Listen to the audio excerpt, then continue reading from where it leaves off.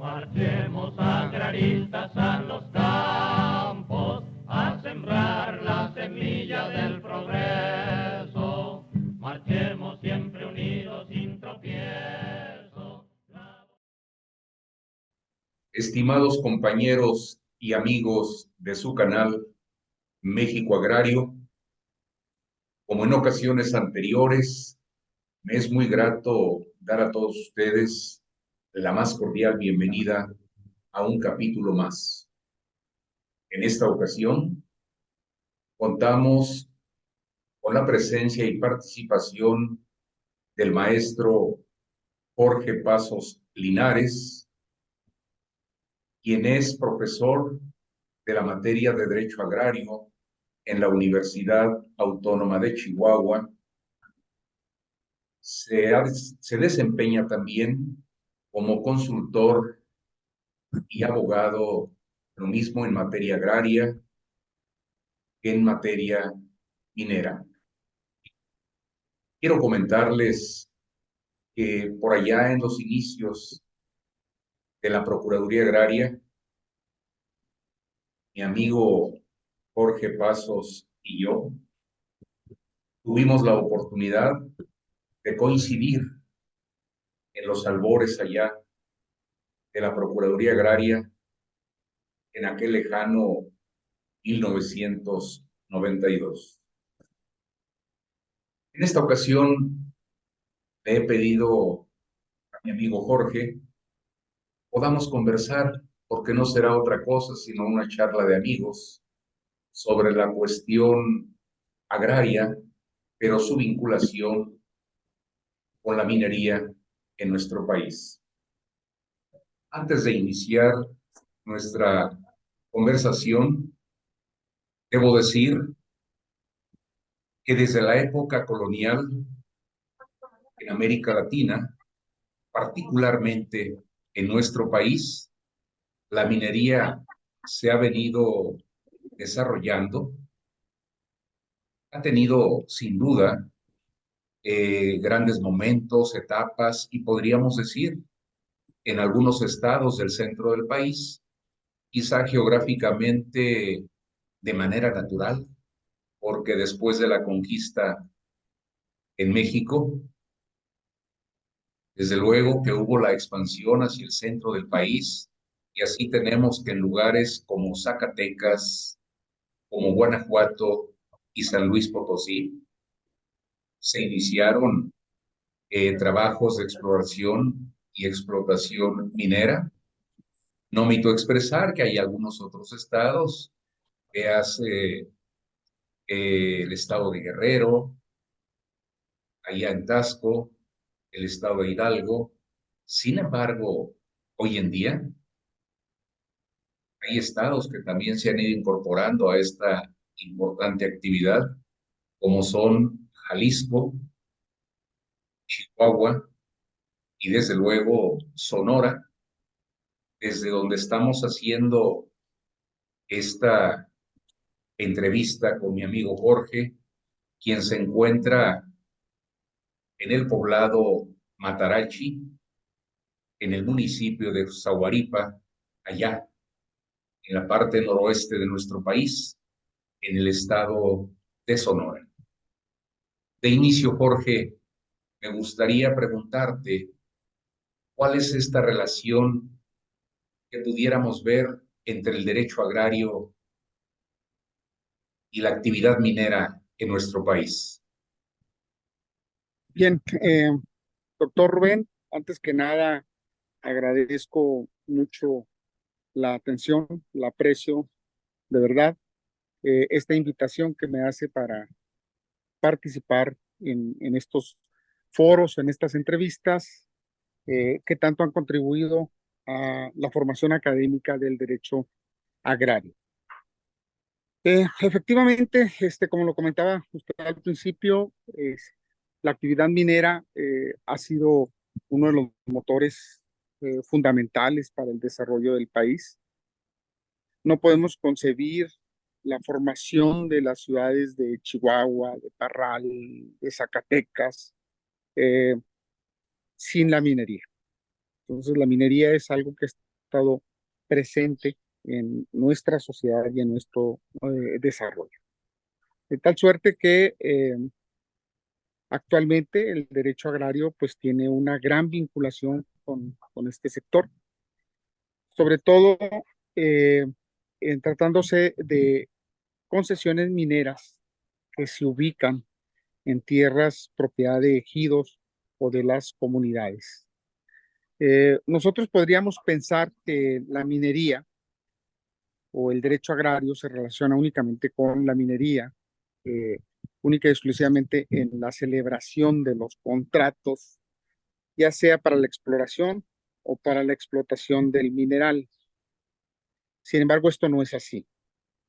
Hay muchas actividades de tipo agrario que se tienen que realizar de manera conjunta con las empresas dedicadas a este ramo y que son parte de las responsabilidades sociales que deben de asumir las empresas.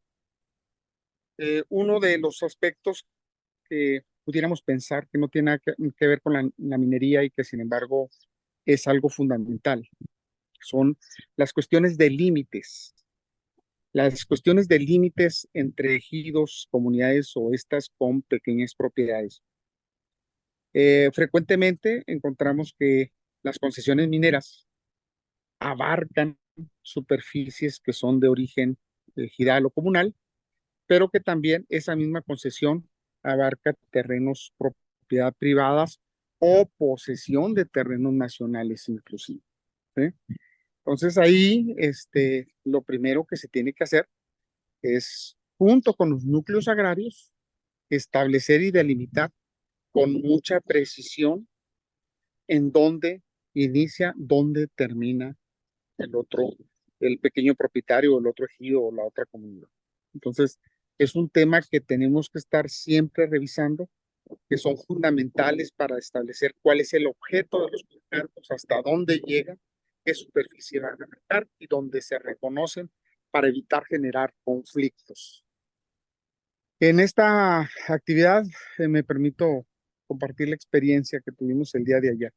El día de ayer fuimos a ubicar precisamente unos puntos que son límites. Es un punto muy interesante, se denomina punto trino. Quienes estamos en la parte agraria, conocemos que un punto trino es un lugar donde convergen tres colindantes en un mismo lugar, ¿no? En este caso, dos ejidos y un pequeño propietario. Y bueno, pues finalmente logramos ubicar ese punto trino porque la concesión pues abarca los dos ejidos y también el pequeño propietario. Entonces hay que establecer bien cuál es la contraprestación que le va a tocar a cada quien. Esa fue un recorrido muy, muy interesante porque finalmente no es solamente el punto, sino también eh, enlazar ese punto con el resto de la poligonal ejidal, pues para tener la certeza de dónde estamos. Entonces fue un recorrido de todo el día, a caballo, por la sierra, pero finalmente pues se logró la tarea. Y es un tema de límites, lo estamos viendo eh, en el campo, lo estamos viendo sin que se genere conflicto jurídico, sin que se genere conflicto social, con la Creo que esta conformidad de las parte partes.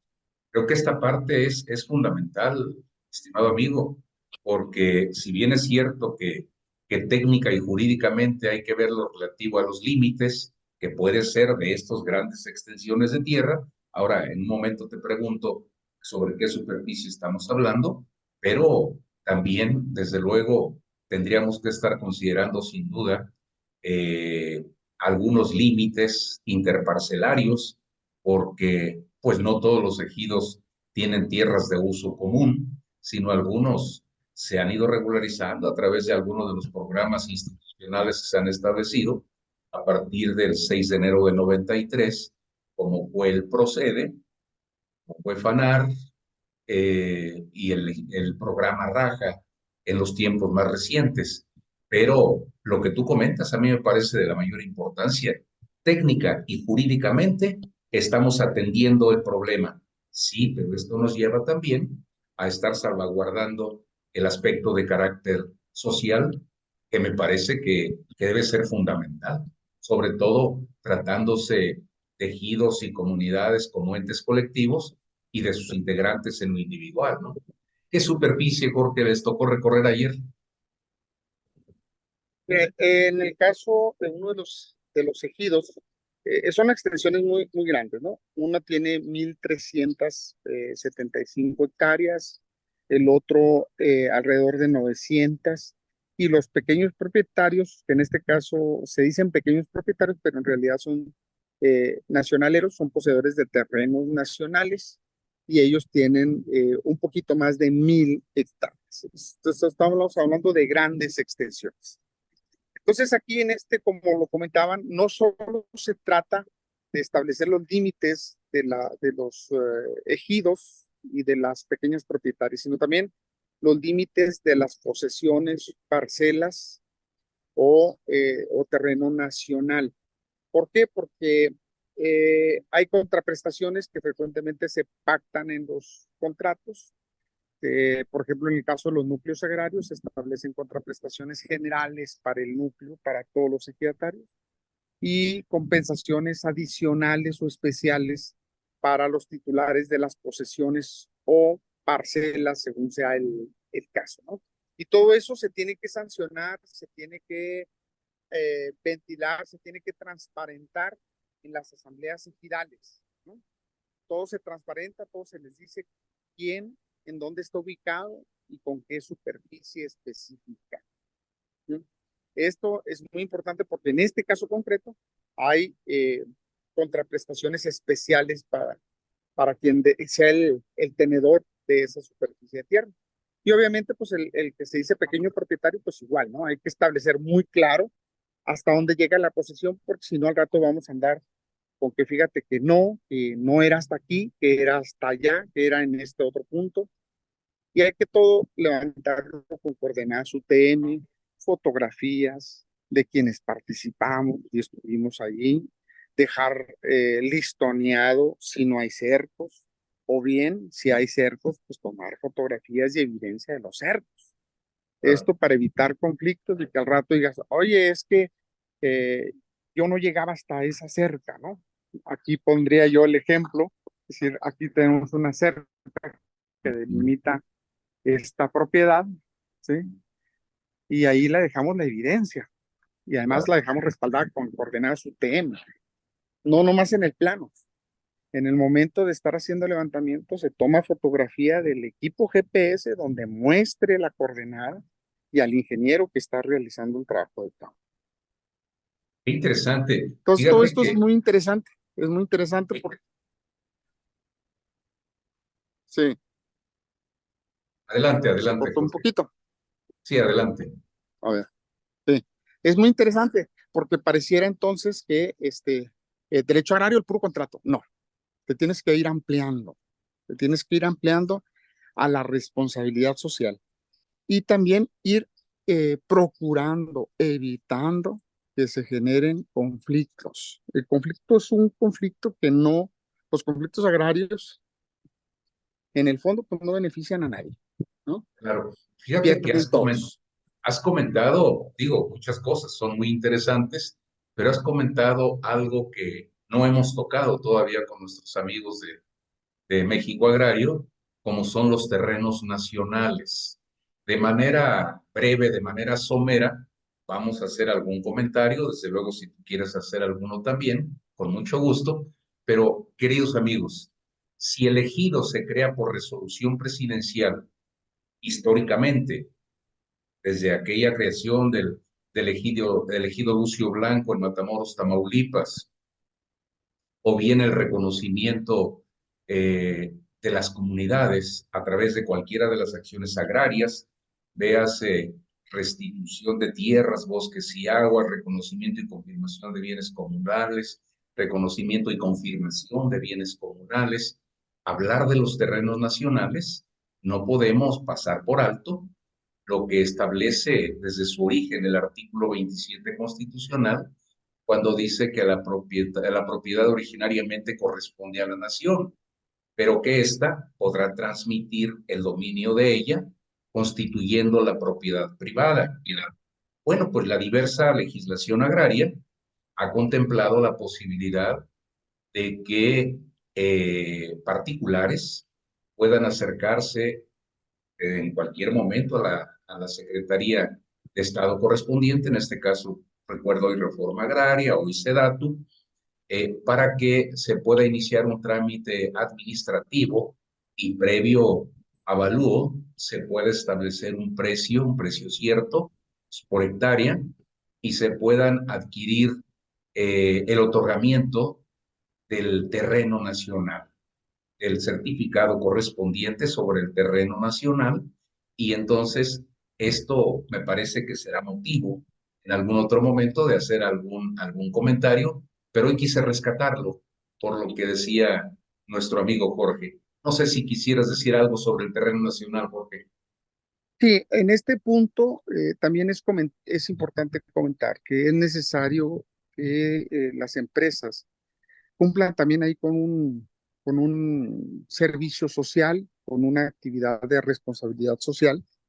En el caso de estas personas, que es el caso particular, son solicitudes de enajenación de terrenos nacionales que son muy viejas, que tienen muchísimo tiempo en trámite y que no han logrado culminarlas. Entonces habrá que entrar con ellos en la plática, ver qué es lo que han realizado y realizar el acompañamiento para que ellos puedan tener seguridad jurídica en la tenencia de la tierra. Vamos a suponer que en este supuesto que esas concesiones mineras no lleguen a convertirse en minas, que simplemente la exploración no sea el resultado que se espera para que sea un tema de un negocio, que finalmente eso son las empresas mineras, son negocios, y que digan no es redituable la explotación minera en esos terrenos nacionales. Bueno, dejémosle a la gente el tema de la seguridad en la tenencia de la tierra, ¿eh? Que tengan su título y que puedan acceder a otras cosas, ¿no? A otro tipo de programas o inversiones para que ellos pues puedan eh, explotar la vocación del terreno que les corresponde. Entonces también en esto, este tipo de acompañamientos se tienen que hacer. Decimos, bueno, el área agraria de consultoría en una empresa no solo debe ser el contrato, debe ser el acompañamiento, la responsabilidad social de la empresa para con los campesinos. En el caso de los nacionaleros es eso. En el caso de los parcelarios también es acompañarlos en la ubicación de sus parcelas, la delimitación si es necesario, este, eh, y demás. Pero Y, también, pero ahí jurídicamente, Jorge, yo creo que tendríamos que hablar necesariamente de algo que parece muy sencillo, pero no por ello menos importante, que es lo relativo a la vigencia de derechos de cada uno de los integrantes del ejido de la comunidad. es correcto, hacia allá iba. También en eso mantener la vigencia, la actualización de los derechos ejidales, que van desde procurar que el núcleo agrario tenga un censo actualizado de quienes conforman el núcleo agrario. Es algo que se ve sencillo, pero que es problema porque luego nos encontramos con censos ejidales en las que aparece el de cuyos, el autor de la herencia y el heredero. Una persona que ya falleció y aparece el heredero desde el censo. Luego tenemos eh, derechos agrarios que no han sido reclamados por los familiares. Entonces hay que coadyuvar con ellos para buscar que se adjudiquen esos derechos agrarios, ¿sí? Claro. Que vean en primera instancia en el registro si existe el testamento. Si no existe el testamento, hacer el acompañamiento para que haga su trámite ante el Tribunal Agrario. Si existe conflicto, porque todos de pronto también nos hemos encontrado con esos casos, ¿no? Que todos los hijos quieren tener el derecho. Y bueno, pues ahí ya es el trámite que la ley nos marca, que debe sacarse a subasta, etcétera. Todo un trámite. Claro. Afortunadamente han sido los menos ese tipo de casos, pero también los hay, no los podemos negar. Entonces, es el acompañamiento también en ese tipo de acciones. Eh, Esa es en la parte agraria, jurídica, pero también tenemos que entrar a otros aspectos que involucran más áreas de las empresas. Las empresas normalmente tienen un área que se llama relaciones comunitarias, que es la que se encarga de mantener el contacto con la población y pues con esa área se busca temas de bienestar. A este tipo de tareas de acompañamiento, podríamos considerarle como una prestación de servicios de una empresa minera en favor de las personas integrantes de algún núcleo, Jorge. Sí, digamos que no se dan de manera genérica, ¿no? O sea, no podemos aspirar que todos los núcleos agrarios tengan esto, sino aquí hubo un tema de una compensación por una reubicación, ¿no? Y en esa compensación, pues evidentemente se buscó que la gente ganara, obtuviera mejoras, ¿sí? Y mejoras sustanciales, ¿no? Las casas, yo las conocí, lo digo con mucho respeto, eran casas muy humildes, este, con muchas carencias, la mayoría de ellas, no digo que todas, pero la mayoría con unas carencias terribles. Y ahora, pues, digamos que son edificaciones dignas, ¿no? Y ha habido quienes han logrado establecer mayores crecimiento en infraestructura. Si podremos ver a mis espaldas, se ve una casa que ya no tiene no solo los paneles solares que le pusieron en inicio, ya está ampliada, tiene más paneles solares, etcétera, ¿no? Y muchos otros aspectos, ¿no? Este, servicios de internet, eh, tiene sus áreas comunes, canchas, iglesia, dispensario médico.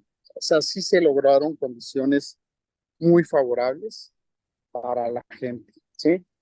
Obviamente, como lo dije, no es que las empresas se pongan a darlo a diestra y siniestra, sino se tiene que hacer, a ver, ¿cómo te voy a afectar y cómo te voy a beneficiar para que vivas mejor, ¿no? Esa debe ser una buena regla, ¿no? ¿Sí? Claro. Ahora, ¿Cómo te voy a restituir tus medios de vida y mejorarlos? claro, a ¿Sí? esto le podríamos considerar como una responsabilidad social o Sí, cumplimiento de. eso es.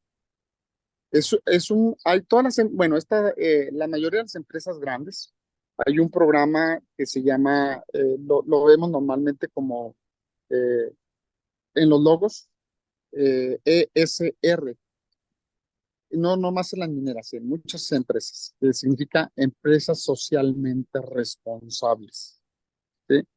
Que son empresas que buscan cómo compensar a la sociedad además del trabajo y demás, o sea, además de estarte pagando lo que corresponda de tus honorarios y pagártelos bien, bueno, pues también mejorar las condiciones de vida. A eso se refieren ese tipo de programas, empresas socialmente responsables. Hacer inclusive acciones, como son mejora al ambiente, establecer viveros, regalar o donar árboles para que exista la reforestación, o sea, todo ese tipo de cosas, impulsar proyectos productivos. ¿Sí? Y volvemos también en este tema de los proyectos productivos. Los proyectos productivos frecuentemente involucran tierra social, implica una organización, a la constitución de una figura jurídica para el aprovechamiento de esos proyectos productivos y ahí también pues se da ese tipo de relaciones. ¿Sí? Empresa, abogados, comunidad. Hemos platicado de cosas por demás interesantes, Jorge, y algo que sin duda nuestros amigos de México Agrario pudiera resultarles de interés es este tipo de explotación que se tiene ya una vez que se tiene la concesión, que en México hay un número significativo de concesiones, pero desde luego habrá concesión de exploración, porque no sabemos si bien a bien el terreno donde se tiene la idea de hacer un trabajo pueda o no existir realmente el metal, que muchos dirían, bueno, si es metal precioso mejor, como el oro, como la plata, el zinc, por ejemplo, ¿no? Pero hay una concesión de exploración y si esto es rentable, bueno, pues podrá otorgar, si se cumplen los requisitos establecidos por la norma, la concesión de explotación. ¿Qué nos podrías comentar sobre este tipo de concesiones, Jorge? Bueno, efectivamente, existe un número muy elevado de concesiones mineras. En el artículo señalamos que había alrededor de 25,000 concesiones mineras, pero lamentablemente esas concesiones mineras, eh, la mayoría, casi el 100%, no están exploradas. Es decir, la exploración es una actividad mediante la cual eh, se establece cuál es la reserva mineral que hay en ese banco de materiales. Mientras no tengamos claro cuál es la reserva de minerales, pues no podemos hablar de que exista o que vaya a existir una mina. O sea, no vamos a tener 25,000 minas en el país, que sería muy difícil, imposible. Eh, Inclusive algunos, en el contacto que me toca tener con geólogos, ellos hablan de que menos del 1% de Están las trabajándose, explotándose. no llegan a ser minas. Y luego finalmente, pues son un negocio de muy, muy alto riesgo. La minería es una inversión de muy, muy alto riesgo. Tan es así que hay una frase, un dicho por ahí que se le atribuye a la minería. Dice, para tener una mina, ¿qué se necesita? Pues tener otra mina, porque se requieren muchos recursos económicos para echar a andar este tipo de negocios. De tal suerte también que cuando esto se logra, cuando logra cristalizarse un proyecto de explotación minera, también pues la utilidad es enorme. ¿Eh? Sigue la regla de cualquier negocio. A mayor riesgo, mayor utilidad. Y la minería en la fase de exploración es una actividad de muy alto riesgo. Es muy caro, ¿sí? Y, eh, y pues hay pocas garantías de que tengas un buen resultado. Las estadísticas así lo señalan. Pero, repito, si le pegas a un proyecto, ese es eh, el asunto en donde logran compensar las pérdidas que han Ahora, sufrido, ¿no? Por eso es que déjame, ahorita vemos en el país. Mm, déjame anda. preguntarte algo, Jorge, que me parece que es interesante y además creo que necesario que lo podamos escuchar de una persona como tú, que estás muy vinculado con el tema agrario, pero también de manera significativa con el derecho minero. Desde luego, los sujetos agrarios tienen derecho al suelo, al uso, aprovechamiento, explotación de la tierra, pero no aquello que está en el subsuelo. Por ello, precisamente, vienen las concesiones. Pero, ¿qué relación se guarda? ¿Qué tipo de contrato se firma con un ejido, con una comunidad, para poder tener acceso a los trabajos ya de explotación propiamente de una empresa minera? Ok, es un acceso superficial el que se tiene que contratar con el ejido, porque efectivamente hay que tenerlo y hay que puntualizarlo y hay que decirlo como es. Todo el recurso mineral, todo, es propiedad exclusiva de la nación. No es algo nuevo, es algo que traemos desde 1917 a la fecha. Todos los recursos minerales son propiedad del Estado. ¿Qué es lo que pasa? Que el Estado, el gobierno, da la concesión, el permiso, la autorización para beneficiarte de esos bancos, a excepción de dos de ellos, el petróleo y el litio. Esos dos son exclusivos de la nación. Entonces ahí tenemos que lo de abajo es propiedad no de los ejidos, es propiedad de la nación. Entonces, lo primero que tiene que hacer cualquier empresa es una contratación para el acceso superficial, ¿sí? En el caso de la exploración es la actividad minera muy amigable porque eso le permite al dueño superficial continuar con todas sus actividades cotidianas, normales,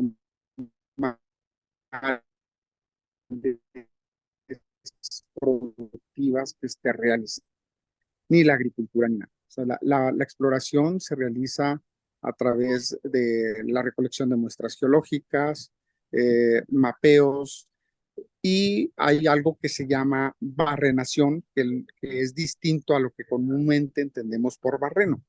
El barreno en exploración es sacar unas muestras geológicas de alrededor de 4 pulgadas. Son unos tubos de roca para mandarlos al laboratorio. Entonces, eso no implica que alguien tenga que desocupar su tierra o su superficie en esta parte del acceso superficial. Eso es lo que se contrata en exploración.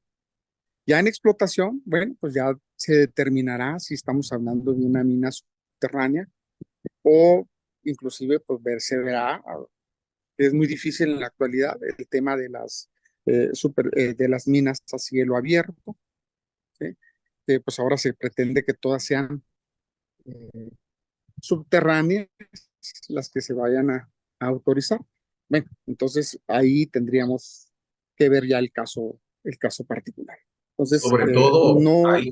ahí, Jorge, sobre todo ahí quizá para evitar en lo posible estos problemas de salud que se dan en cualquier latitud del mundo, como es la contaminación de las aguas, del medio ambiente, la actividad forestal, que como lo hemos dicho en algún otro capítulo de este canal, de todos ustedes, hay derechos Ujú. humanos de tercera y cuarta generación que tienen que ver justamente con la preservación de un ambiente sano. Mi querido Jorge, la verdad es que podríamos seguir platicando tú y yo de muchas cosas por demás interesantes que nos has compartido. Yo quisiera decir primero que el tiempo no nos es suficiente, pero que yo te estaría comprometiendo desde ahora para que volvamos a tener uno o dos reuniones más, pero no quisiera yo dejar de mencionar que cuando se habla de extracción de metales, pudiéramos, o extracción, mejor dicho, pudiéramos pensar solamente en estos metales preciosos, oro, plata, zinc, etcétera, etcétera. No, porque también está por ahí el petróleo, entre algunos otros elementos, son 17 elementos los que se pueden considerar para explotación. Y bueno, no quisiera dejar de mencionar, a reserva de que tengamos también más adelante algún capítulo sobre la actividad petrolera, que el 12 de agosto de 2013 se envió al Honorable Congreso de la Unión una iniciativa de reformas al artículo 25, 27 y 28 de la Constitución, con el propósito, pues, de hablar de una reforma en materia de hidrocarburos. Entonces, bueno, pues el petróleo tú también lo has referido, ahí está en estos minerales y desde luego, por otro lado, decir que vamos nosotros a compartir muy pronto este capítulo, Jorge, esta entrevista o charla de amigos, como le llamé yo al Ujú. principio, Gracias. con nuestros amigos de México Agrario y desde luego decirle a nuestros amigos de México Agrario que les invitamos para que sigamos sembrando por el bien y desarrollo de este gran país, México, desde cualquier lugar en donde nos encontremos. Querido amigo, muchísimas gracias. Hasta pronto. Buena tarde. Gracias, un abrazo. Semilla del progreso, marchemos siempre unidos sin tropiezo, laborando por la paz de la nación.